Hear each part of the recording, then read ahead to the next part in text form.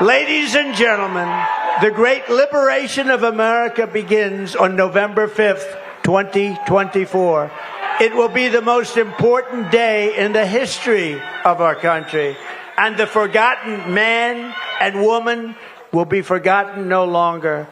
I want to thank you. I want your support. And again, you can either nominate us and put us in the position or give us your votes.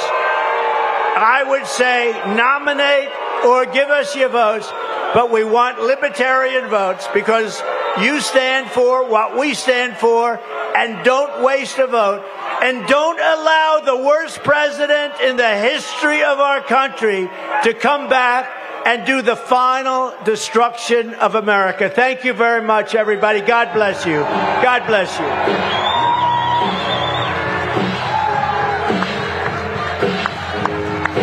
Well, I gave you the ending of this story right up front, but we have so much from this speech to look at. But that was Trump being booed off of the stage at the Libertarian Convention in Washington, D.C. And interestingly enough, I'm recording this on Saturday night, the night this is taking place, and just went there just to sort of, because now we've moved to D.C., able to pop over to things like this and see sort of the environment. And it was so hostile to Trump, which is great. Really was funny to hear people upset with him. Now, often upset with him for reasons that aren't exactly the ones I want them to be, but at least many of these people aren't voting for Trump, as you can tell by the constant boos. So let's just go through some of these moments. The entire time, it seemed, Trump speaking, just boos, boos, boos. Trump keeps trying throughout the speech to say, no, trust me, if you want to win, come over and support me, but people are not having it at this Libertarian National Convention. Here is him entering the stage now.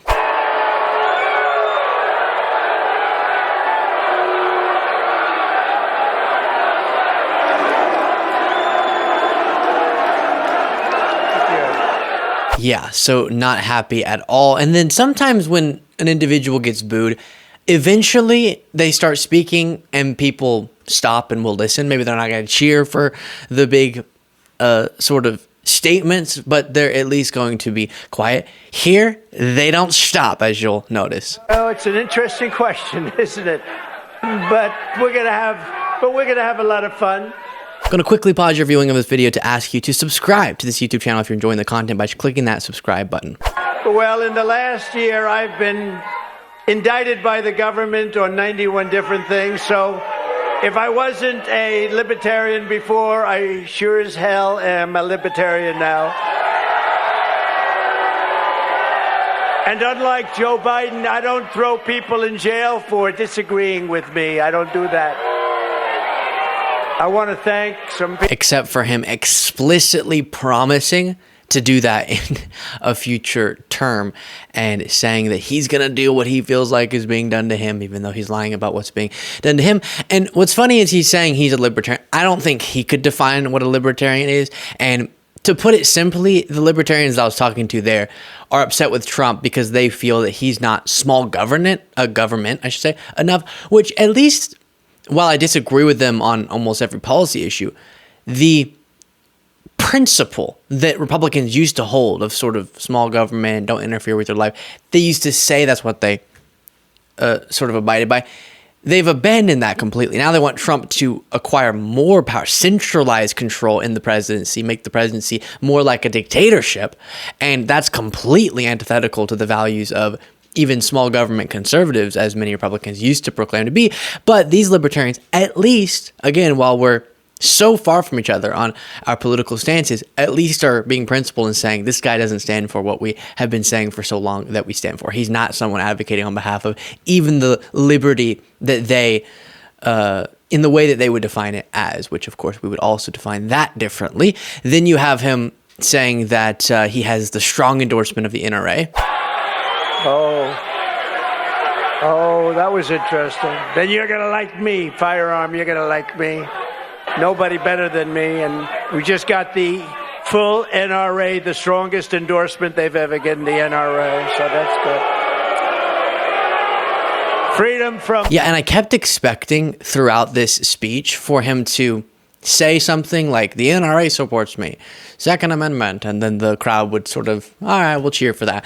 But it just kept on going, and I'll keep playing more for you. But to give you a little anecdote, it was cool. At the speech, someone who watched the show came up to me, so I was able to sort of through him get a sense of what's going on.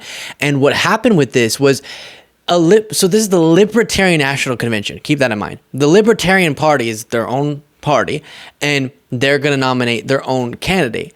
And in this speech, Trump is saying you should nominate me, but they're a different party than the Republican Party, and so they're not going to go with Trump. So a lot of people who were at this speech are upset that a different party's presumptive nominee is coming to speak at their convention when they're running their own candidate. Now, that candidate has zero shot in the election, but it is still a strange phenomenon, and I understood the rage on the part of the libertarians who showed up to this being or feeling like it was a violation of the purpose of this convention for Trump to show up and advocate on behalf of a different political party than the one that they're to organize around. So definitely a strange situation for sure. And shout out to the guy that I met. That was really fun to talk to him. And then you have this. Combine with us in a partnership. We're asking that of the libertarians. We must work together. Combine with us. You have to combine with us. We cannot give crooked Joe Biden 4 more years.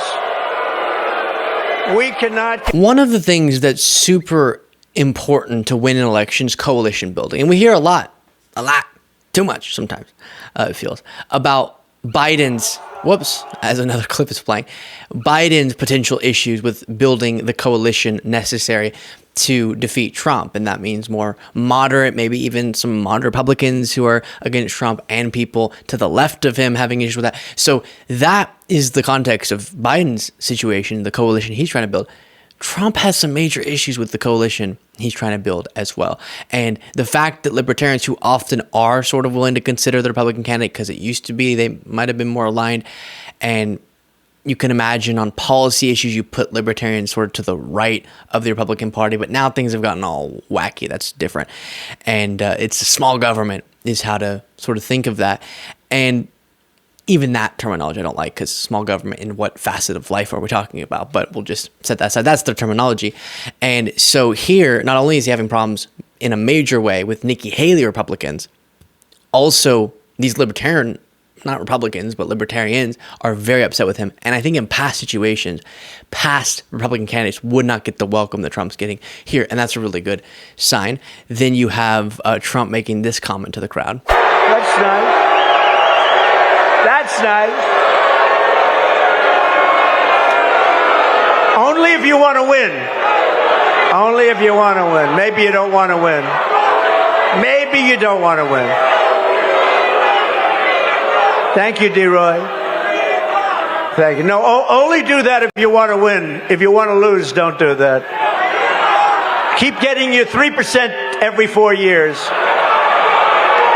The reasons for doing so. Yeah, and it is true. The 3% comment is funny from Trump, especially to sort of mock the people that you're speaking to. But now I think he's feeling a little bit defensive. His fifis are hurt. And so he's lashing out. But the fact that the Libertarian Party is not going to get a consequential, well, I should say, is not going to be able to win in any state, the candidate for president, but can actually have an effect, as we talk about with some of these other candidates like RFK Jr. And I would just encourage the people who are considering voting for the Libertarian Party. One of the guys I talked to acknowledged that Trump is a threat to democracy. And sometimes people don't like the idea of, oh, if one of the two people are going to win, then voting for someone else in such a consequential election, that's wasting your vote. And the feeling from them is, my vote has value. I can use it sort of in the way that I want to. Of course you can. You absolutely have the right to.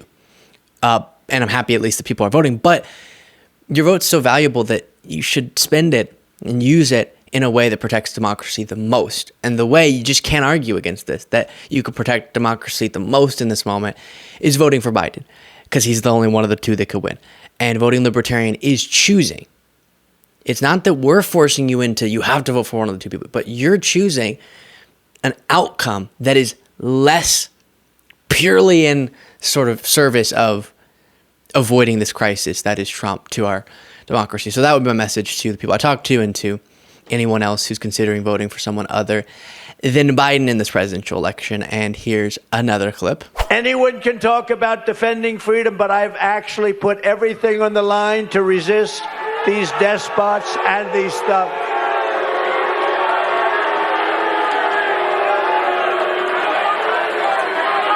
So you get the point. We could just go on. The whole speech was that. But there it is, Trump at the Libertarian National Convention. They're not happy with him. Boo, boo, boo, and more boo.